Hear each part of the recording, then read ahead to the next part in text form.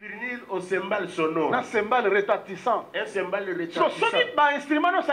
Maintenant, s'il y a tous ces instruments-là, c'est à ce moment que celui qui a celui qui respire loue l'éternel. Maintenant, vous n'avez pas d'instruments. Vous n'avez même pas David. David n'est même pas votre frère. Parce que Israël Israël tel qu'il est là, on parle, on dit David n'est pas là. Mais on dit quand ils sont allés chanter, ils ont pris les instruments de David et ils sont partis avec. Maintenant, une église où il n'y a pas les instruments de David, les gens auront le souffle, ils vont respirer comment? Les gens ont pris les instruments de Nigeria, de Congo, ils ont pris les instruments de Paris. Ils n'ont pas pris les instruments de David. Maintenant, il faut louer comment? Le baptême au nom du Père et du Fils et du Saint-Esprit. Ça, c'est pas l'instrument de David. Des femmes sont des prédicateurs. Avec, je ne sais pas moi quoi, n'a pas femme protocole. Des femmes protocole. Grave encore, n'a pas si bah bomba offrande d'église. Et grave encore, les femmes gardent maintenant les offrandes de l'église. Ça, ce n'est pas les instruments américains. Ça, c'est les Nigériens, des Nigériens, de tout ce monde-là. Maintenant, tous ces gens-là, ils n'ont pas la respiration. Mais comment est-ce que tu peux avoir le souffle de vie si tu n'as pas les instruments de David? On élève n'importe qui, il devient n'importe qui. Regarde, nous, même pour chanter, même dans des chants, nous devons faire attention même dans nos chants. C'est que nous enseignons. Il faut que ça soit capable de composer des cantiques. Pour que nous soyons séparés entre nous et eux, que nous soyons séparés. Nous ne sommes pas comme eux. Nous, l'enseignement que nous écoutons, c'est l'enseignement de l'esprit. C'est le chant de Sion. Ça doit aussi nous pousser à composer même des chants de la chair comme ça. C'est ça que nous prêchons autre chose. Mais maintenant, les chants que nous chantons, ça commence à contredire nos prédications. Jésus fait descendre le fait que le feu du ciel descende. Que le feu descende, que le feu descende. Tu sens que les chants ici, même si les apôtres étaient sur la terre, il faut comprendre que ça, ce n'est pas les instruments de David. Ça, c'est les instruments de Nigeria. Ça, c'est les instruments du monde. Ce qui impressionne Dieu, ce n'est pas une belle voix. Écoutez, si c'est pour une belle voix, le message qui est à l'intérieur, Dieu suit, c'est le les paroles sont vivantes. C'est le parole qui sort. Est-ce que ça concorde avec les Écritures ou pas? Que Dieu vous bénisse. Laissez-moi parler librement. Je suis au milieu de mes frères. Je suis au milieu des saints. Si j'étais dehors, on allait me chasser. On allait dire qu'il est venu nous critiquer. Il est venu nous juger. L'homme spirituel juge de tout. Mais je sais que l'homme spirituel juge de tout. Même ceux qui m'écoutent de loin, ça vous regarde. Moi, je prêche pour les enfants de Dieu. Si tu es un enfant de Dieu, suis cet enseignement. Maintenant, celui qui n'a pas les instruments de David, trompette, il n'y en a pas. Parce que si les trompettes sonnent, directement la personne sait ce qu'il doit faire. Il y a d'autres enseignements. Si tu viens à Jésus, tu vas te marier. Si tu vas à Jésus, tu vas mettre au monde. Si tu viens à Jésus, tu vas voyager. Bon, maintenant, vous qui avez déjà voyagé, vous êtes ici. Bon, maintenant, si je vous presse, venez à Jésus, vous allez voyager. C'est pour partir où? Les États-Unis. Aux États-Unis. Bon, maintenant je vous suis là-bas aux États-Unis. Viens à Jésus, tu vas voyager. Pour aller où? À Papouasie. Tu vois que ça n'a pas d'essence. Ça, ce sont les instruments de David. Ça ne donne pas le souffle, ça ne donne pas la respiration. Nous, comme nous acceptons que toute écriture a son frère. Ils sont des écailles. Comme vous le dites, non? Ok. Ceux qui s'embrassent, non? Et ils sont inséparables. Oui. Oui. Il y a aussi une écriture. Salomon dit ceci. Alors dit, le souffle de l'homme. Le souffle de l'homme. C'est la lampe de l'Éternel. C'est la lampe de l'Éternel. C'est dans Proverbe. Je vais vous donner. Le souffle de l'homme, c'est la lumière de Dieu. Ah bon? Donc, avoir le souffle, c'est avoir la lumière. Si tu n'as pas la lumière, tu n'as pas le souffle. Si tu n'as pas la lumière, cela ne veut pas dire que si tu vas à la maison, tu achètes maintenant la lampe. Le pasteur avait dit, si tu as la lumière, alors maintenant tu as la vie. Maintenant tu achètes. Tu achètes la lumière comme ça et puis on allume. Non, c'est pas ça. La lumière qu'on dit là, c'est autre chose. La lumière qu'on dit, David interprète maintenant ailleurs. Alors dit, ta parole est une lampe à mes yeux. Donc c'est que ceux qui ont la parole, celui qui a la parole, il a la lumière. Donc la lumière égale la parole. Donc ceux qui ont la parole, tu as la lumière. Celui qui n'a pas la parole, il n'a pas la lumière. Maintenant quand on dit qu'Israël est mort, il doit ressusciter. Dès qu'il n'a plus le souffle, il n'a plus la lumière. Mais j'ajoute quelque chose. N'est-ce pas que ces choses vous appartiennent, c'est pour vous. Proverbe chapitre 20. Je suis dans le livre des Proverbes, chapitre 20. Verset 20. Verset 20. Il est écrit ceci. Si quelqu'un, il maudit son père, il maudit sa mère, sa lumière va s'éteindre. Hein? Donc, Proverbe 20, verset 27. Verset 27. Ah, bah, comment il passait du bas. Maintenant, là, qu'est-ce qu'on a dit, pasteur? Dans Proverbe 20, verset 27. Hein? Proverbe 20, verset 27. Le souffle de l'homme est une lampe de l'Éternel. Ah!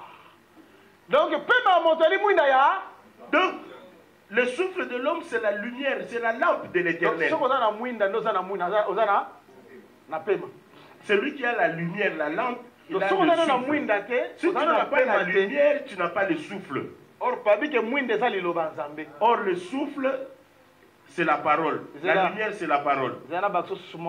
J'ajoute encore un autre témoin. Parce que c'est pour vous. On accepte, il faut qu'il y ait deux témoignages, deux témoins. Il faut combien de témoins? Il faut 2 ou 3 témoins. 2 ou 3 témoins, hein? C'est le proverbe à l'obénin. La proverbe 6. Proverbe 6. Verset 20, pasteur. Mon fils, garde les préceptes de ton père, okay, et ne méprise pas l'enseignement de ta mère. Okay. Lis-les constamment sur ton cœur. Okay. Attache-les à ton cou. Okay. Ils te dirigeront dans ta marche. Okay. Ils te garderont sur la couche. Ils te parleront à ton réveil. Okay. Car les préceptes est une lampe et l'enseignement une lumière. Ok. C'est ce qu'on a, pasteur. On comprend les textes, là, bien. Est-ce que tu as compris les textes? Si on a la lampe, celui qui n'a pas la lampe, il n'a pas le souffle. Israël a fait la guerre tata. Maintenant, Israël a maudit son père. Il a maudit sa mère. Maintenant, qu'est-ce qui se passe? C'est la lumière qui s'éteint. Donc, la vie. Est-ce que vous acceptez ensemble dans la Bible que ensemble avec Jésus qui a Jérusalem, Jésus, tant qu'il marchait sur la Jérusalem, il était leur père, il était aussi leur mère. Mais oui. Jésus était homme et femme. Comme Adam était au commencement, homme et femme. La femme était en lui. Tu regardes comme ça, tu vois un homme, tu vois une femme. C'était comme ça aussi en Jésus. Pour montrer qu'il était l'homme. S'il guérit, mon fils, il dit mon fils. ta foi t'a guéri. Ta foi t'a Ma guéri. fille, Ma fille, ta foi t'a guéri. ta foi t'a Moi, guéri. Là, il était qui? Père. Là, il était père. Mon grand frère, parce que le grand frère, il ne peut pas appeler quelqu'un mon fils. Si tu appelles mon fils, c'est que tu es son père. Mais c'est lui le père, non? Maintenant, quand il tourne, Jésus, quand il marchait, il arrive sur un puits. assez fatigué. Il était fatigué. Fatigué du voyage. Est-ce que vous acceptez que quand il est fatigué, il devient une femme? Parce que Pierre dit, la femme, c'est le sexe faible. Il devient une femme. Pour le salut, il doit devenir une femme. S'il ne devient pas une femme, il ne va pas donner la vie. Il donne la vie parce qu'il devient une femme. Dans Matthieu 23, Israël, Israël, combien de fois j'ai voulu te rassembler une poule. comme une poule? Un coq, il n'a pas parlé d'un coq. Une poule. Une poule. Pourquoi on a une poule? Pourquoi une poule? Parce qu'il sait que c'est une poule qui rassemble. Or, l'assemblée qu'il parle, il a accompli cela à la croix. C'est à la croix qu'il a rassemblé. Et il est mort comme une femme. Nous croyons que celui qui est mort à la croix n'était pas un homme. Celui qui est mort à la croix, c'est une femme. Mais oui. C'était une femme, celui qui est mort sur la croix. Parce que l'écriture dit qu'il est monté à la croix à cause de ses faiblesses. Or, la faiblesse veut dire femme. C'est pourquoi voilà pourquoi il poussait des cris. Parce qu'il était dans les douleurs de l'enfantement. Vous voyez les douleurs de l'enfantement? Il y a un soldat qui a pris la révélation. Les soldats ne peuvent pas être juifs. Jamais. Il faut qu'il soit un romain. Il prend une flèche, il jette. Ça lui perce ici. Directement, il y a l'eau, il y a le sang qui sort. Ça, il veut simplement dire, comme il y a l'eau et le sang qui sort, la jeune fille qui est partie à la croix, il a mis au monde. Parce que tu ne peux pas mettre au monde sans le sang, sans l'eau. Est-ce que vous comprenez? Vous avez compris? Ok, maintenant, je là, je marche pour que vous puissiez comprendre. Je suis en train de vous montrer que si un prophète fait un geste, c'est Jésus-Christ comme la véritable prophète. Jésus-Christ comme un véritable naissance prophète. Sa naissance, c'était un 12 ans enseignement. 12 ans, c'était un enseignement. 30 ans, c'est aussi un enseignement. Maintenant, suivez-moi très bien. Maintenant, je t'amène pour t'amener là où on s'était arrêté et après on va avancer. J'avais déjà expliqué ce qui concerne la naissance. Il y a des CD, gloire à Dieu, parce que les frères sont en train de mettre ça sur Internet. En tout cas, ça bien quand même. Ça fait vraiment bien que Dieu vous bénisse pour ce travail-là. Vous pouvez suivre ça sur Internet. Mais j'étais en train d'expliquer pour dire ceci. Jésus, tout le temps de la naissance de Jésus, c'est la première partie du ministère, c'est la première partie de son ministère qui correspond avec la marche de Dieu en Israël. Tout le temps que Dieu marche en Israël, nous appelons tout ce temps-là le temps de la naissance. Voilà pourquoi depuis qu'on a parlé de ça, il y a un silence qui est entré. Jusqu'à ce que nous avons entendu de son apparition à l'âge de 12 ans. C'était prophétique. Ce n'était pas pour rien, c'était prophétique. C'était des choses que Dieu avait déjà préparées d'avance. C'est que dans sa naissance, tout le temps de la naissance montre que c'est un temps où Dieu est en train de traiter avec un peuple qu'on appelle Israël. Dieu, il est d'abord le Dieu des Juifs. Parce que nous avons dit que Jésus qui est né, ce n'est pas une bénédiction pour nous l'Église. Il n'est pas une bénédiction pour nous les païens. Parce qu'à sa naissance, il est une bénédiction pour sa famille. Parce que il est né pour accomplir les promesses que Dieu avait fait à leur père. Il avait promis à Abraham, Isaac et Jacob. Et qu'il va susciter au milieu un fils qui va venir pour le salut de son peuple. Voilà pourquoi Jésus dans ses prédications, il y a une femme syro-cananienne qui vient. Il vient demander la guérison de son enfant. Mais Jésus lui dit ceci. Regarde, tu vois la nourriture des enfants.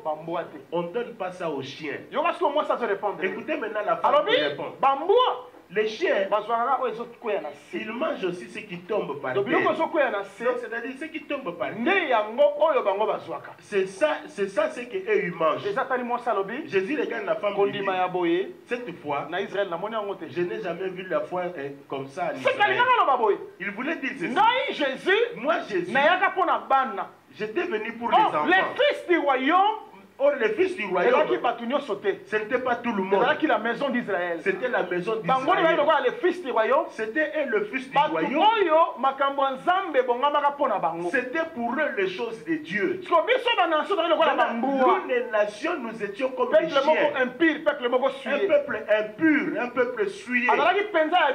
Il n'était pas pour nous.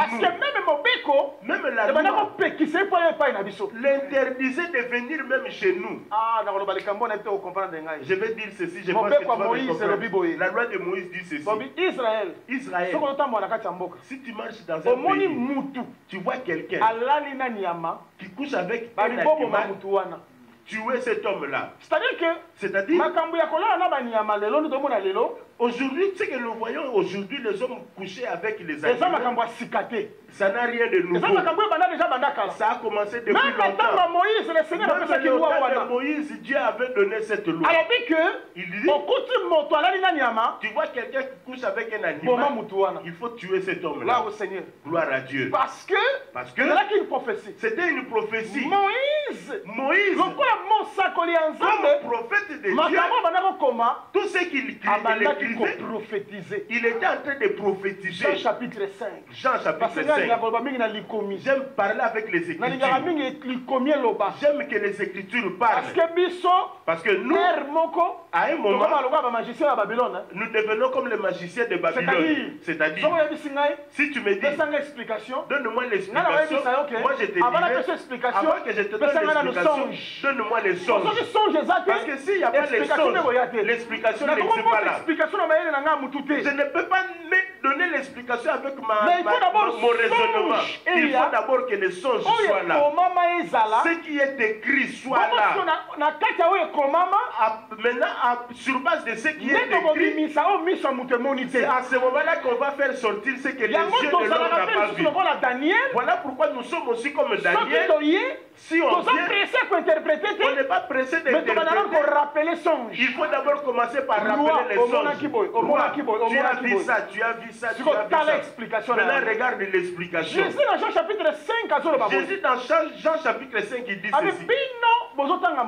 Vous lisez la loi. Vous croyez avoir la vie dans la loi. Mais vous ne savez pas que la loi parle de moi. Moïse a écrit pour moi. Tous les écrits à Moïse. C'est-à-dire tous les écrits de Moïse. L'accomplissement parfait à Jésus-Christ. C'est accompli en Christ Jésus. Voilà pourquoi Jésus dit la loi. Moi je ne suis pas venu détruire la loi. Je ne suis pas venu abolir. Mais je suis venu pour accomplir. C'est lui l'accomplissement de toute la loi. Tout ce que dit la loi s'est accompli en lui. Maintenant, je vais avancer un peu. Vous savez, en Babylone, lorsque Nabucodonosor, quand Nabucodonosor, il a eu le songe, il a vu le gros bœuf là, sorti. Quand ils ont commencé à manger des bœufs qui étaient chétifs, le bœuf chétif là, les bœufs chétifs ont commencé à manger pleuvaient qui étaient grâce là. Joseph n'a pas interprété. Bien que quand Joseph interprète, il dit ceci. C'est l'année de l'abondance et année de sécheresse. Ce qui est vrai et réel est tel que nous prêchons là, on est dans l'année de l'abondance. Dans cette année de l'abondance, ailleurs ils sont dans l'année de la sécheresse.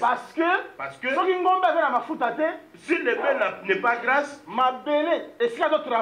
la terre là où il travaille, il n'y aura pas l'abondance, il n'y aura pas la nourriture.